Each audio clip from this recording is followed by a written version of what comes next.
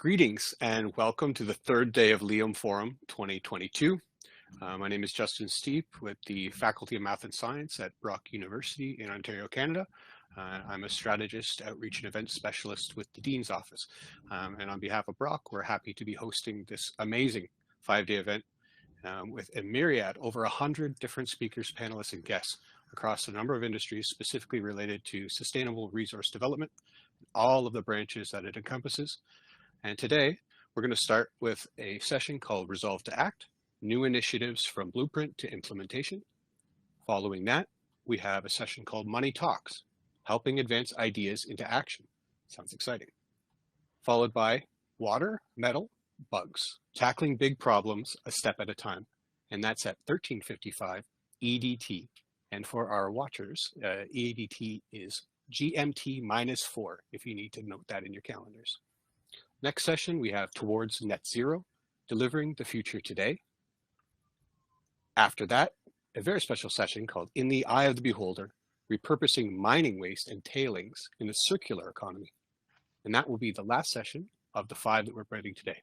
I now welcome our illustrious guests from around the world, and please say hello to our global audience.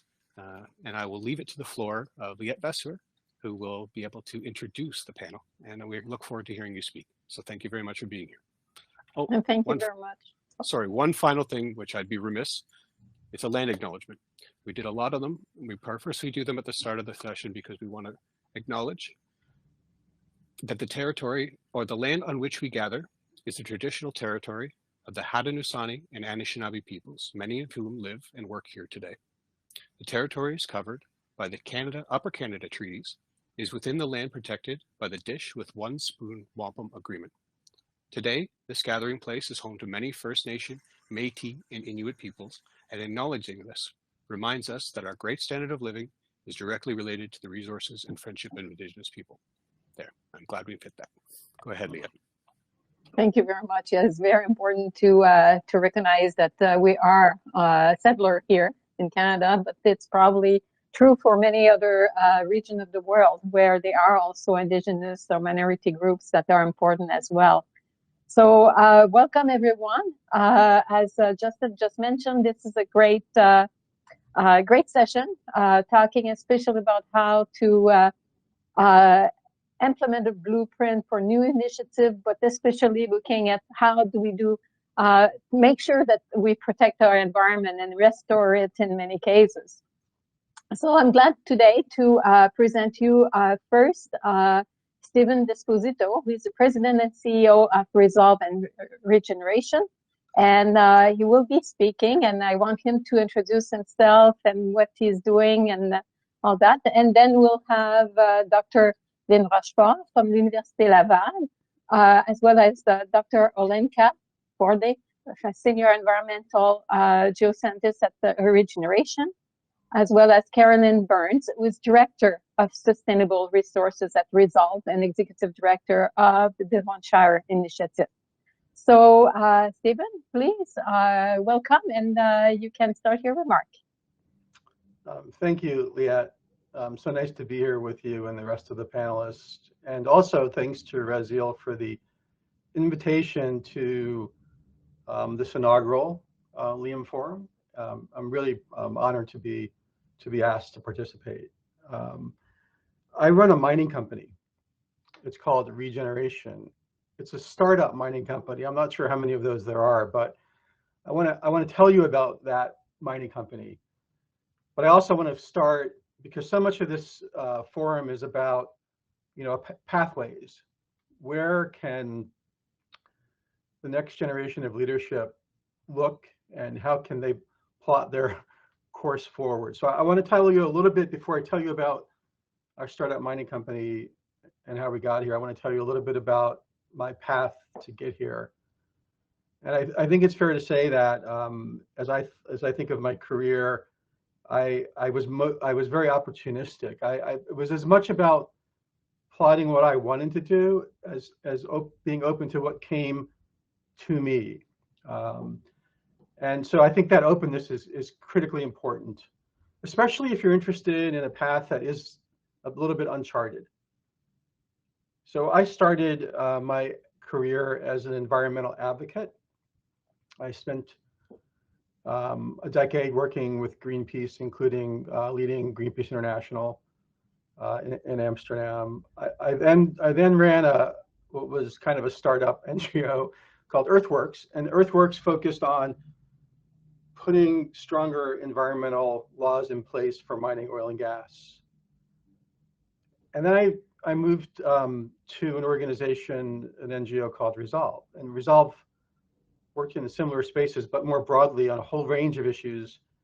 But importantly, was interested in not just putting on the pressure, but using the pressure to achieve good together with companies and with various stakeholders. So it's a very much a kind of partnership-based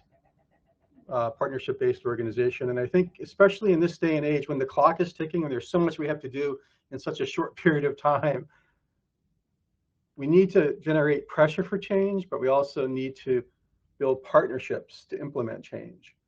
And one of the things I discovered, keeping my kind of eyes wide open in my career, was how much talent and leadership and innovation existed in the mining sector.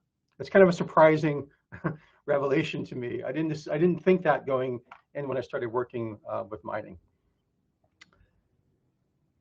I want to talk a little bit about Regeneration, the startup. So I run an NGO called Resolve, and more I'm spending my time running a startup called Regeneration. So it's a mining company, but we kind of twisted the lens and looked at mining a little differently. And we said this legacy of real and perceived negative impact in the mining sector on landscapes and communities, especially given the pressure to respond to our climate objectives and our biodiversity objectives. Those landscapes, those negatively impacted landscapes, can be something different.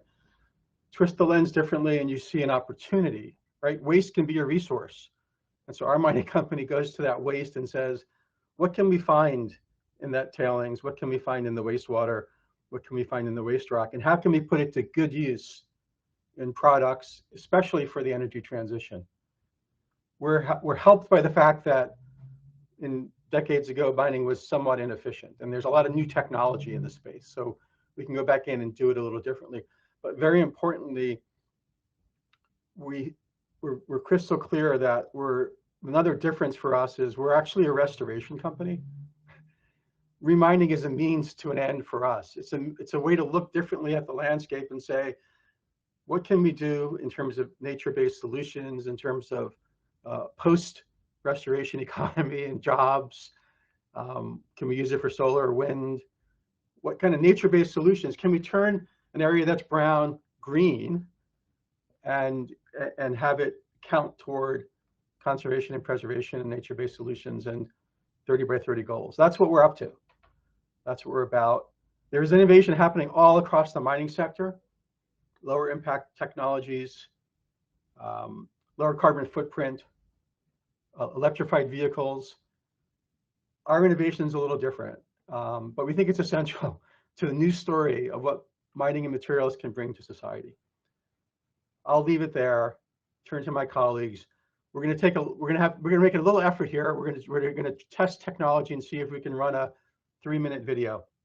If it gets too choppy, we'll turn it off. But I think it's an interesting community-based window into the work that Regeneration is doing under a brand called Salmon Gold.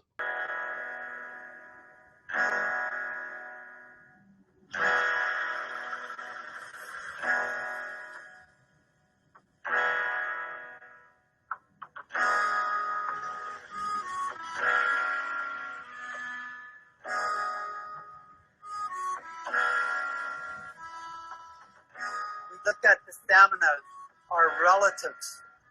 We don't see ourselves any different. We're just part of that environment.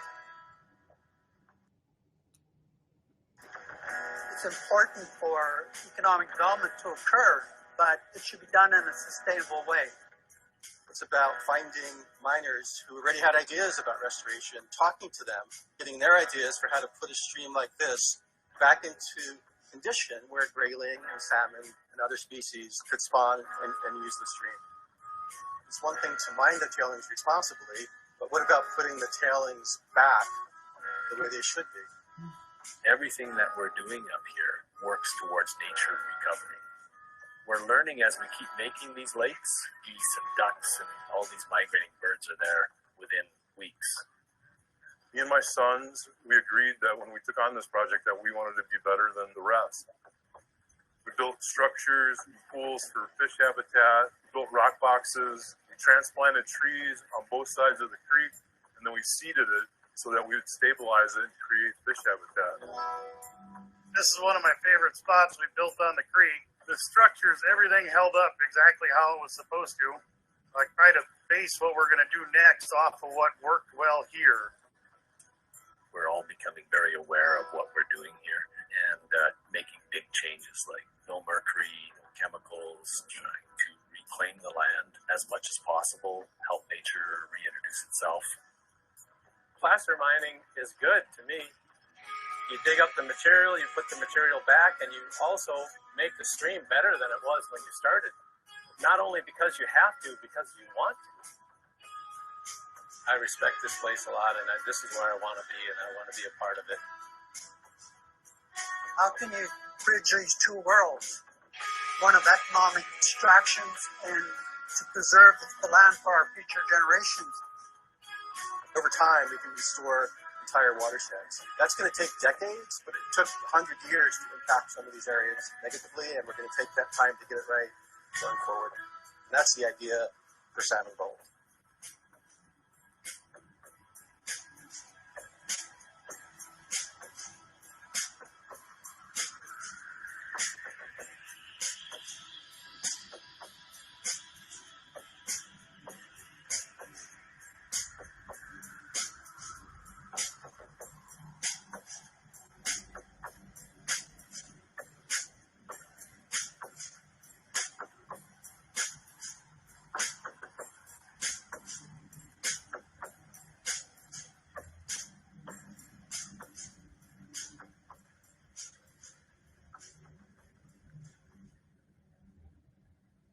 Makes me want to be in Alaska or the Yukon. Liat, back to you. That wasn't too bad technologically. Yeah. Thanks for bearing with us. Yeah, thank you very much. No, it's great. It's great hope. And I should say, I'm sure you will hear from the others also in terms of hope in what they are doing.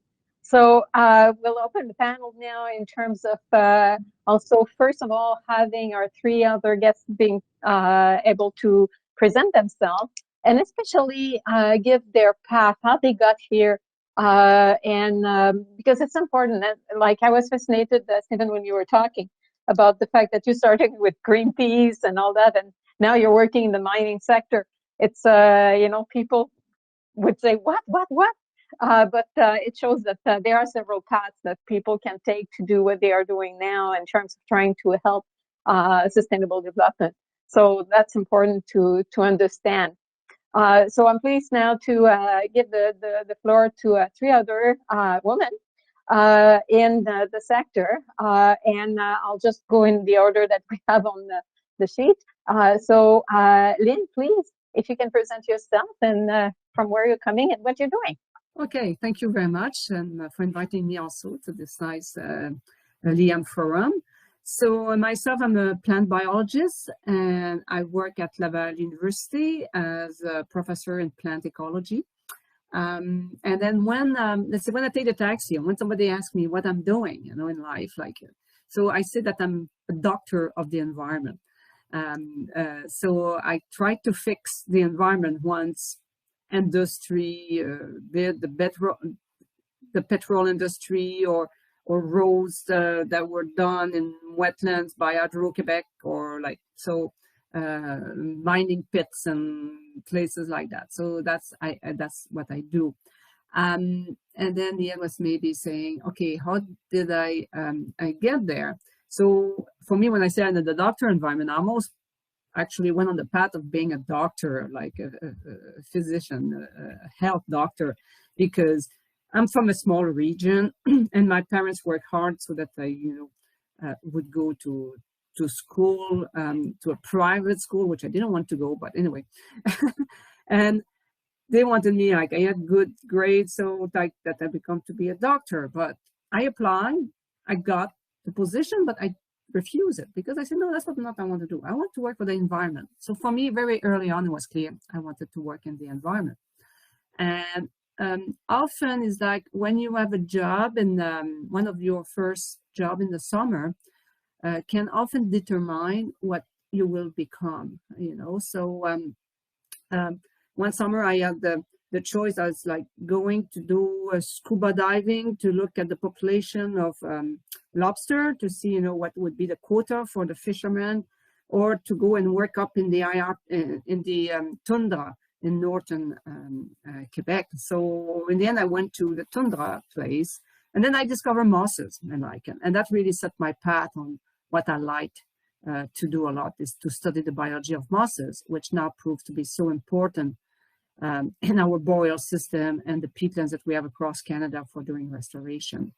So I'm working in restoration, but kind of a specialized way of restoration in the sense that I'm working only with native plants and with mosses and lichen. So that's pretty much, you know, like the way I've got where I am right now, and doing a career in researching ways to be able to restore the northern disturbed ecosystem. And it's quite fascinating because you work especially on peatland and in different places that have been exploited for different reasons. Yes, very different reasons. So either like through peat extraction for making growing media, but sometimes you are constructing roads or seismic lines or well paths. So all of that we learn to restore. And then with the petrol, the oil and gas industry also. So now this is a place where we work a lot. And then it's nice that Stephen, you've been showing this video, because I've just been in Dawson City, and this is our next challenge, would be to restore some of the peatland there in these placer mines. It is quite a challenge because it's permafrost peatland. So that's one of my next challenge, if I can say. And then it's like once I got the first summer job, I knew I wanted to work with mosses. Then they say, okay, where can I get training? You know, and then one of the best bryologists then was in Alberta. So I decided to go to University of Alberta. But for me, it was a challenge because I come from a very, very French region, like north of Quebec City. So I could not speak English. I had also, even though you learn a little bit at high school, it's like most of you probably don't, not a lot of people will speak Spanish, let's say, or will speak a second language. So I feel it's something that we should really take on early. I think everybody should make an effort to learn a second language, because we are in such an interconnected world that, you know, if you learn Spanish, let's say, then the whole of the Americas are open to you. And so, like, I think it's an important skill to develop. But just to say that, then I went to University of Alberta, in Alberta, where the specialist was, to learn. And then he offered me two projects. I like traveling. A lot of people like traveling. So I was offered to go and study, you know, like the taxonomy of some really unknown mosses on Fiji Islands, and go, like, you know, 4 months on boats and just collect mosses and all that. That was appealing. But the other project was to study the impact of acid rain on peatland. And this is something that I knew from a very early age, that I wanted really to do something for a better world for tomorrow. So I chose to work with the black flies and the black spruce and the boreal forest, and but on the issue of how peatland was responding to acid rain. And I'm kind of glad that it really set my path to continue and work, you know, for a better world tomorrow. Wonderful, great. And you can see that there is a lot of possibilities. Open the doors, and you never know which one will be the best by the end. We'll now go for Alenka. So it's your time. Sure. Yes, thank you also for the invitation to be part of this forum. I think it's very timely and the perfect opportunity to get exposure of lots of different opportunities. And so I work with Stephen at Regeneration. I'm a environmental geoscientist, and I have an interdisciplinary undergraduate degree, but also a PhD in hydrogeology. And I think even that education sort of speaks to the way that I think that I really enjoy understanding the science of things and digging deep into things, but also stepping back and thinking, how can we apply this and actually have change and solve our problems? And so that's sort of my background.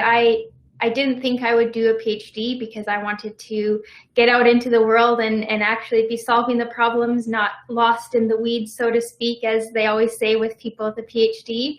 But I was having so much fun doing the research, and I felt it was very applicable. It was in the oil and gas sector, environmental work, and I felt like I was actually able to make change. And so I think I sort of echo what Steve was saying about creating opportunities for yourself, and that's getting out and having a lot of exposure and meeting people, interning, volunteering, getting jobs, all that sort of stuff, but then being open when things happen. And I was encouraged to continue on to do a PhD from my master's degree, and I just sort of thought, why not? I enjoy it, and a lot of things came from that. And if I think you take time to listen to what you actually want through all those processes, I think you'll figure out the path as doors open and as you open those doors as well. So now with Regeneration, I actually sort of did both of that. I knew I wanted to work in a space where I could use science but have that bigger application in solving real problems, and Resolve was an organization that really spoke to a lot of my values and salmon gold. And I reached out to Steve, and it worked out very well that Regeneration was starting up, and it's just been a wonderful experience so far. So I think that sort of speaks well to, yeah, opening up doors while you get exposure. This is great. And it's interesting because a lot of people think that when you have a PhD, the only thing is being a professor. But it Yes. shows that there are a lot of other opportunities in the world. Yes, absolutely. I think especially now,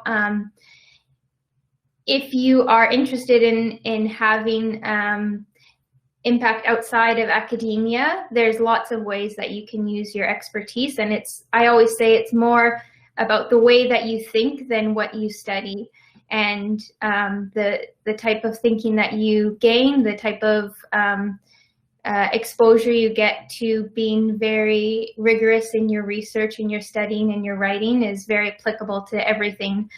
Even just, throughout my undergraduate degree and my PhD, a lot of having to present and work with people in different disciplines. I didn't do a study that was just on geochemistry. It involved microbiology and geophysics and all sorts of disciplines. And now to solve problems in this era, they're all very interdisciplinary. And so being able to understand the science on different levels and work with different people, whether it's in policy or deep into the science, I think is very important. And you get that exposure through academic pathways, but you can get it elsewhere as well. Great. Yeah, thank you very much. It's important. I think the question of, as you said, it's not just the way you study, but it's the way you think. And you're right. I'm saying that to all my students. In your life after you finish graduation, you'll be writing and presenting more than you think right now.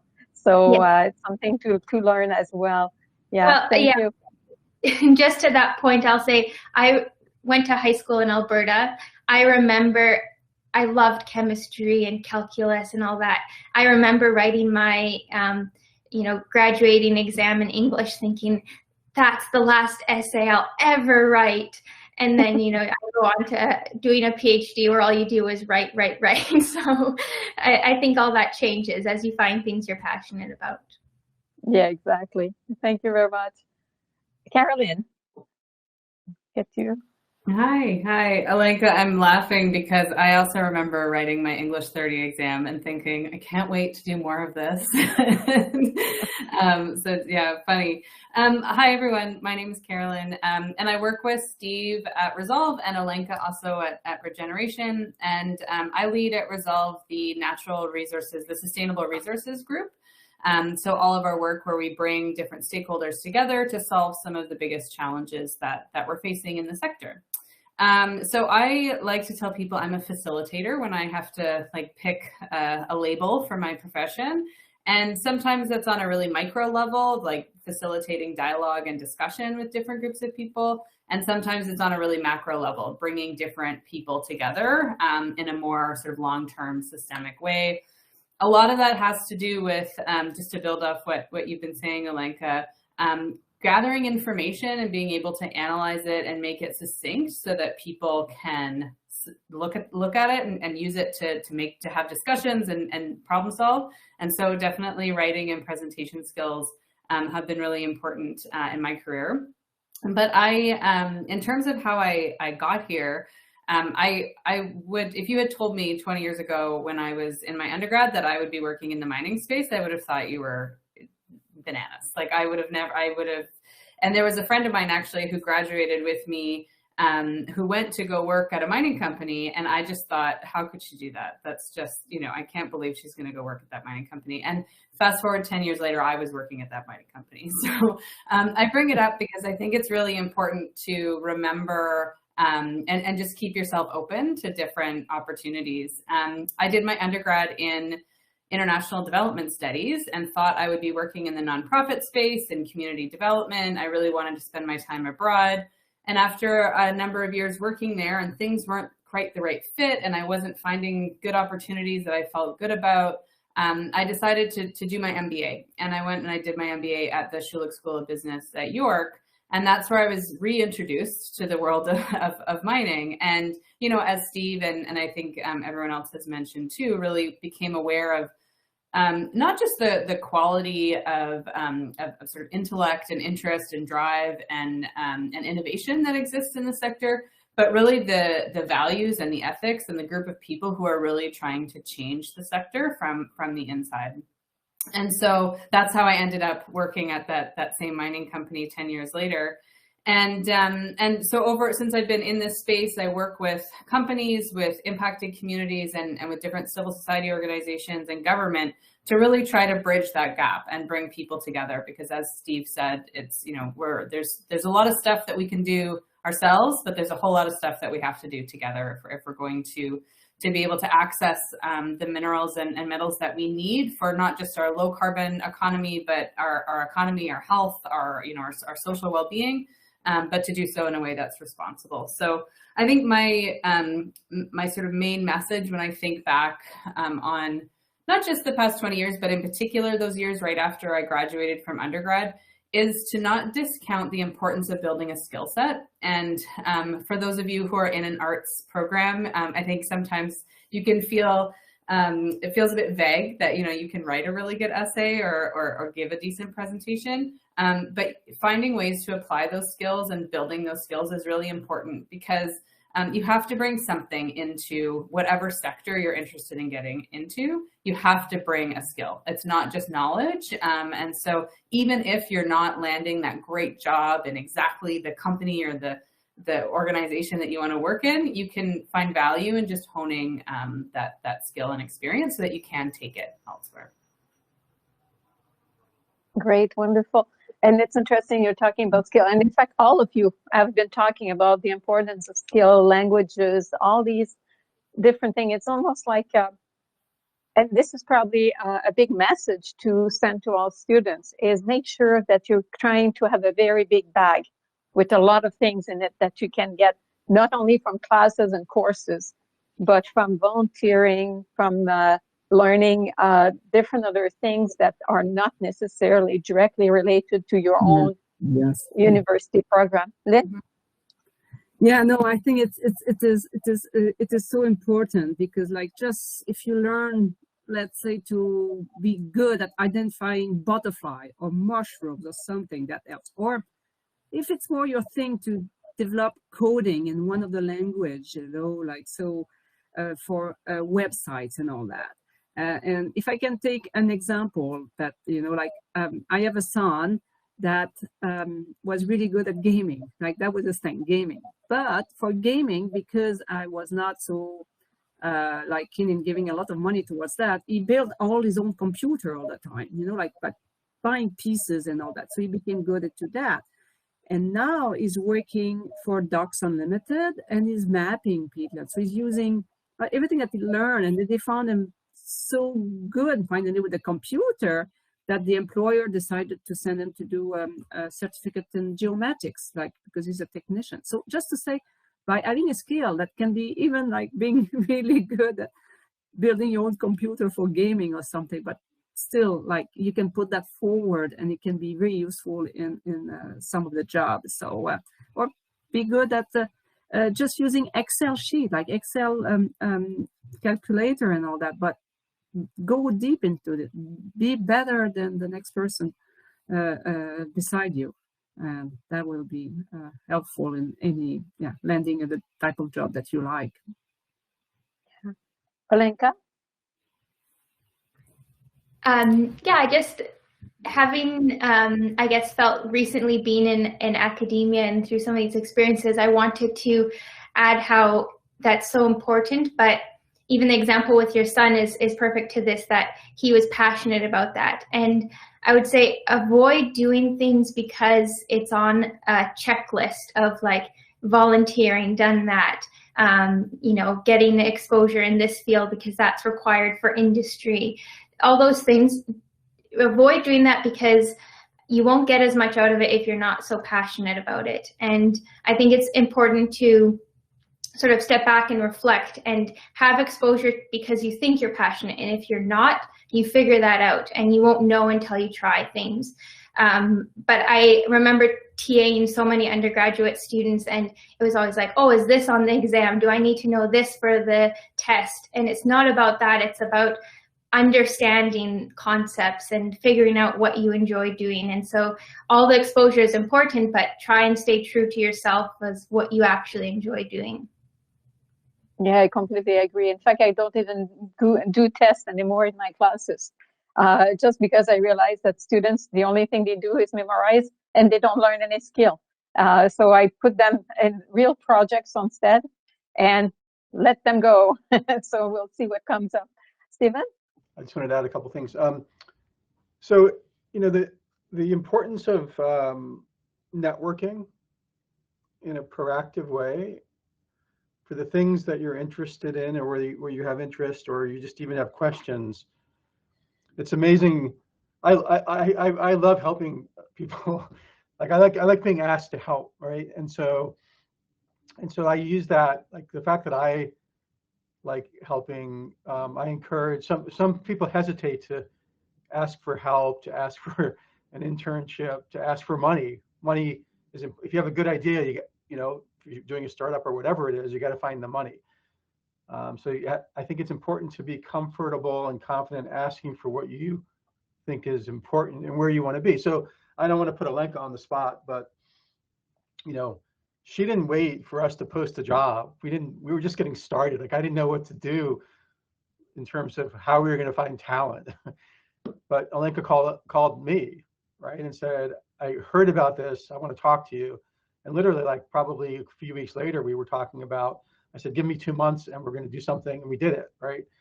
And so, and then I think in terms of thinking, I think the point Carolyn and others are making about applying what you learn in other ways. So, you know, Carolyn's job with us isn't to develop the business and strategic plan for Regeneration, but we're having her do it because of her MBA background and our understanding of the spaces that we're working in. Critically important reapplication of skill sets to things that actually aren't in her job description. I don't think so, anyway, Carol. And I think you had your hand up. So No, I did have my hand up just to say that comment about volunteering. You know, I think I really appreciate Olenka saying just don't volunteer just to check a box, but to think about how you can expand your own skill set. So I once, when I was working at a mining company, was doing all of this stakeholder engagement mapping, but wasn't getting enough experience actually doing it with other groups. And so I volunteered for an organization and I helped them do a stakeholder map. And it was so, I mean, there was benefit to me because I got to practice that and practice teaching it and practice facilitating that process. And it really helped me. So yeah, I think definitely finding different places to test and apply and sort of get better at your skills for sure. Yeah. Yeah, this is very important because this is the thing. Sometimes people think that they can only do one box because they are in that field, but there are many other possible companies or different other group or organization that can be as well a great opening door for your own career at this level. Yeah. Can I also just add one more thing? I think this is one of the things that we talk a lot about when we're talking about career building and how to determine what you want to do and get there, is we talk about taking opportunities and networking. And I think that it's really important to also recognize that not everybody gets the same opportunities. Not everybody has access to the same networks. Not everybody responds when you reach out and ask them for help, which, I give Steve lots of credit for the amount of emails he responds to. And I think that there's, I don't know what the big systems change is to that, but I think there's some small things that you can do to help yourself manage when you're coming up against a hurdle like that. And part of that is building your own like network and group of people who can support you. And not just so that you can go and vent about how terrible your boss is and they, keep looking you over for a promotion, but so that you can come up with strategies to address some of those issues, because they're real and they exist, and it can be really, really frustrating to and demoralizing when you're trying to move forward in a direction and you just keep coming up against some of those hurdles. So I just wanted to bring that up. Great. Yeah. Lynn?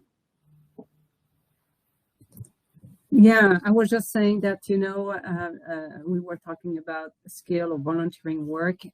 This is really an advice I give to a lot of my students, that if it's not easy, like let's say you're doing a bachelor degree or like in environmental science or biology, and you want to be involved in doing something for the environment, you want to start.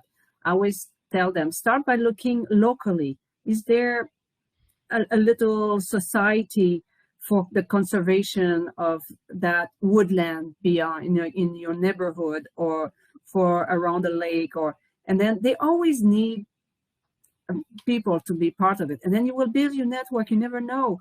And I have several of my students that succeeded to have a job, not so much because of your degree, but because of their implication with a conservation group. And that's what started to, and then this is enlarging your network, because you will be not only with the same, like the student of the same age, but you will have different people coming from different backgrounds. You will learn, how these meetings within these societies work, how they make decisions and all that. So if you're looking for a way to engage in the environment, I think to start locally, it's a good, can be a good path. Yeah, and you're completely right. And that reminds me, when I was at St. Mary's University, it was my first job, and I was part of the Nova Scotia Environmental Industry Association on the Standard and Learning Committee. And I was pushing all my students in environmental studies to come and help and volunteer for the different activities they were doing.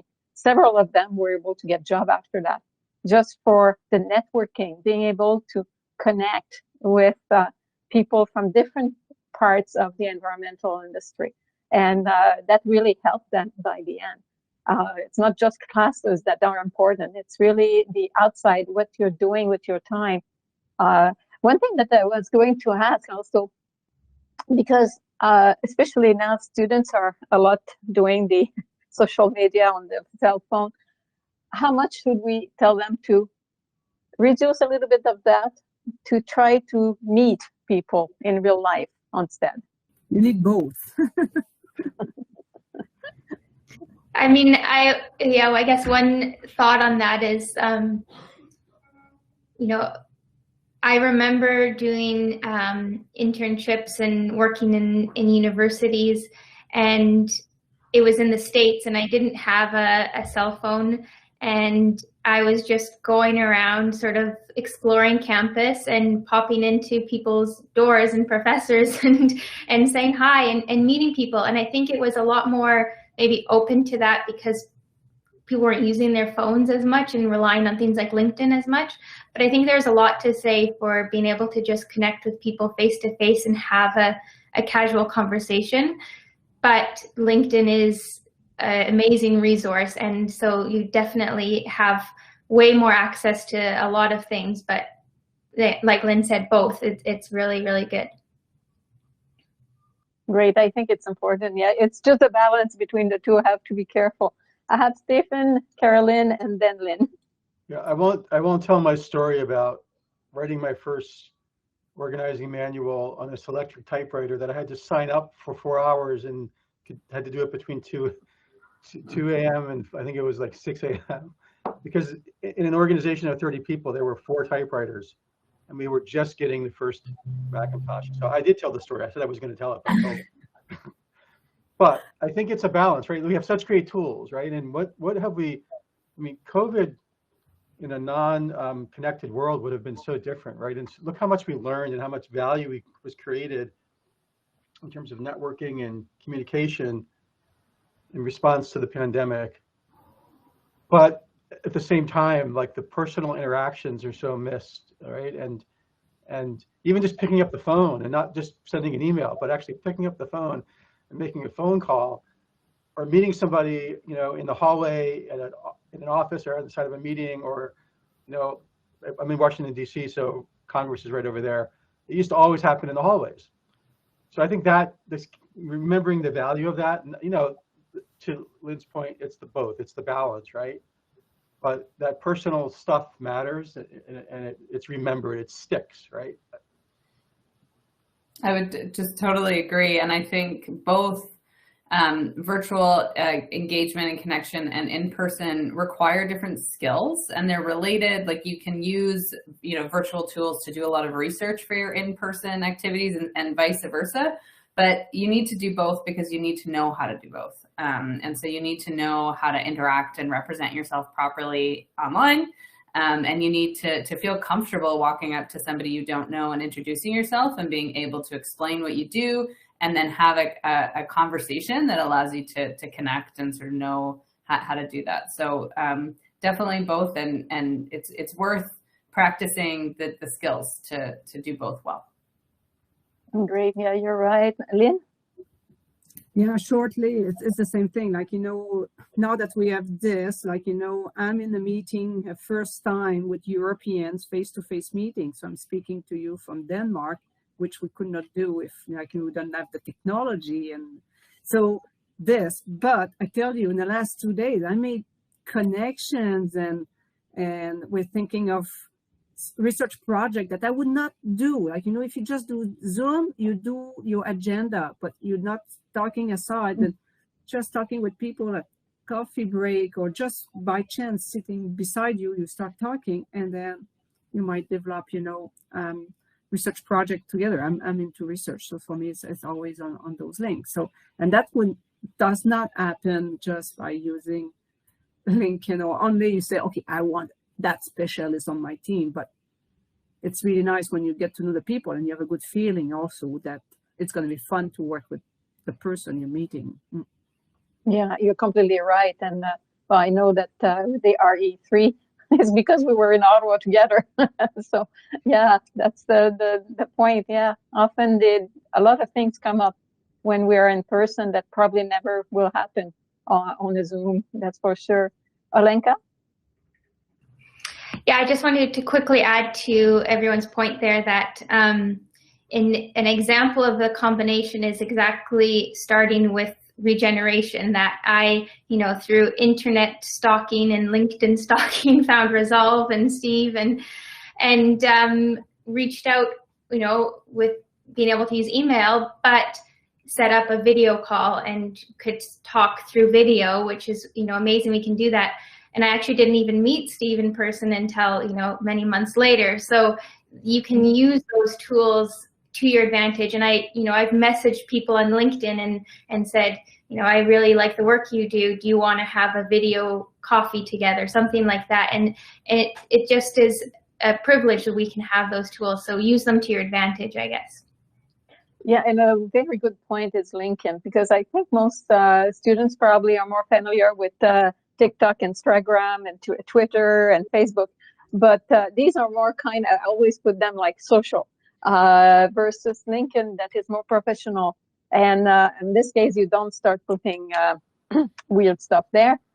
It's more for and I should say it helped. A lot of the LIAM speakers have been selected through the LinkedIn. And this is because this is a great place to find professionals, to find opportunities for also the students probably to find another job for the summer, for example.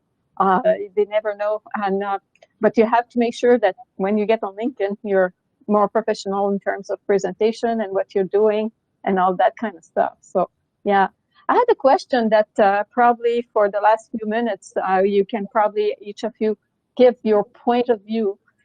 We have started last year the UN Decade on ecosystem restoration. All of you in some way are trying to rebuild the natural environment. What would be your best wish in terms of how the students, the young professionals that are listening to us right now, what can you give them in terms of opportunities of opening the door because of the decade? And we know that there's a lot of work to be done. So who wants to start? Okay, I can start if you want. I would say, like, all of you online, just for me, I will talk for my backyard, is like, do train in restoration ecology or in restoring ecosystem. We need it for tomorrow. And then when I say we need it is right now. Like, I had a discussion just an hour ago with people in Europe here, and they say there's funding, but we are lacking capacity. We don't have enough people trained to do the restoration. We need more people into the restoration. And just to give you hope, like for me, I get a lot of phone call and I cannot supply, you know, the highly qualified people in different fields. It can be professional practitioner. It doesn't have to be, you know, like with a PhD and all that. And just to finish, you know, in the USA, I just wanted to know, in the United States, there are 220,000 people employed in ecosystem restoration. And it is a $25 billion business just in the United States. So it is becoming also bigger and bigger in Canada. And I think there's a job for tomorrow there. Great, I completely agree. Stephen? Yeah, the bad news is there's a market gap. The good news is there's a market gap. And so what I mean by that is, like, for Regeneration and for others, like, you know, to Lean's point, there is demand, there is money, there is government money, there is political will for restoration, and there's corporate commitment for restoration. But in addition to a market gap, meaning there's a supply gap, right? And that can be fixed in a few ways. One is doing better projects. One of the reasons that we have this market kind of challenge is that companies who have committed restoration dollars need to know they can spend it with confidence and spend it credibly, because the last thing they want to do, for anybody who watched the John Oliver series on carbon credits, is be featured in an expose about how the credit actually isn't that valuable. So we have some work to do. It's a question of getting on the ground and techniques and practices and those kinds of things and systems, but there's plenty of demand. That's the really good news. And I'll just say one other thing, which is that, you know, like, risk-taking and mistake-making, like, it's okay. Like, I'm still learning a bunch of stuff. I've been doing this for a little while. And so I just don't let the fear of failure stop you. Let it motivate you, right? Like, it's a really fine, I think, too, to say, you know what, the organization or I or our project, we made a mistake, we're going to fix it and move on. So I think just being open and not letting that be an impediment is critically important, not just for individual and professional development, but for organizational and societal development and political advancement as well. Thanks. Perfect. Great. Carolyn? Yeah, I think just understand what you don't know and learn about it. So if you're a scientist, try to understand the policy end of it. You don't have to become an expert on it, but try to understand the different perspectives so that when you're doing your work, you know when to pull in other groups, because no one sector is going to fix where we are, and you need to start to be aware of that and understand where the people are coming from. Perfect. Good. Last word, Alenka? Yeah, I guess I'll say that with that decade and everything now is that we need you students, we need your enthusiasm, we need your innovative and sort of different ideas, almost the healthy naivety and innocence and not being exposed to everything in industry and all the creativity that you bring. So don't be afraid, like Steve said about failure, don't be afraid that you don't have the right experience. Just reach out and start trying to help us tackle all these complex problems. Great, thank you. Thank you very much. It's a very good message, I think, to give at the end, because there's a lot of work to be done. So I greatly appreciated all your intervention. Thank you very much for this panel.